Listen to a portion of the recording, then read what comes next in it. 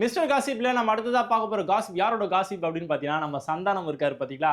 காமெடியான நடிச்சதெல்லாம் போதும்பா அப்படின்னு சொல்லி தான் ஹீரோவா வந்து மாறினாரு.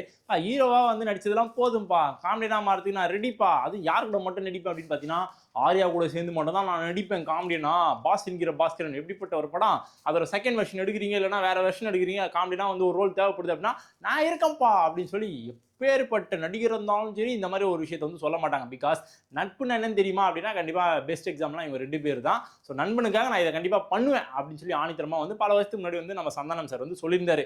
இப்போ ரீசெண்டாக வந்து டிடி நெக்ஸ்ட் லெவல் அப்படின்னு சொல்லி ஒரு படம் வந்து உருவாகிட்டு இருக்கு. இந்த படத்தில் வந்து ப்ரொடக்ஷன் யார் அப்படின்னு பார்த்தீங்கன்னா நம்ம ஆர்யா சார் தான். அவர் வந்து ப்ரொடக்ஷன் வந்து பண்ணுறாரு. நம்ம சந்தானம் தான் வந்து நடிகிறார். ஓகே, அது வந்து ஒரு சைடு வச்சிடலாம்.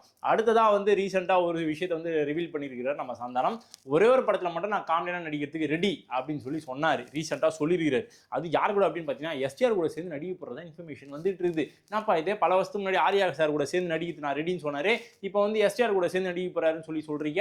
அதுவும் ஒரே ஒரு படம் தான் காமெடியாக நடிப்பாருன்றீங்க. என்னப்பா அப்போ ஆர்யா சாரை பற்றி பேசுனதுலாம் பொய்யா? அப்போ நட்புன்றது ஒன்று சுத்தமாக இல்லையா? டிடி நெக்ஸ்ட் லெவல் படத்தில் அவங்களுக்கும் நம்ம ஆர்யா சாருக்கு ஏதோ கருத்து வேறுபாடு வந்து இருக்குதுப்பா. அந்த படத்துக்கு ப்ரொடியூசர் யாரு? ஆர்யா சார். ஸோ அதனால் இது வந்து ஏதோ ஒரு எசக்கு முஸ்கா ஏதோ ஒன்று ஆயிருக்குது. அதனால தான் இந்த மாதிரிலாம் வந்து பண்ணுறாரு நம்ம சந்தானம் அப்படின்னு சொல்லி நிறைய பேர் வந்து பொருளியை வந்து பேச ஆரம்பிச்சிருக்கிறாங்க. ஸோ யார் கூட சேர்ந்து நடிக்க போறாரு அப்படின்றத வெயிட் பண்ணி பார்க்கலாம்.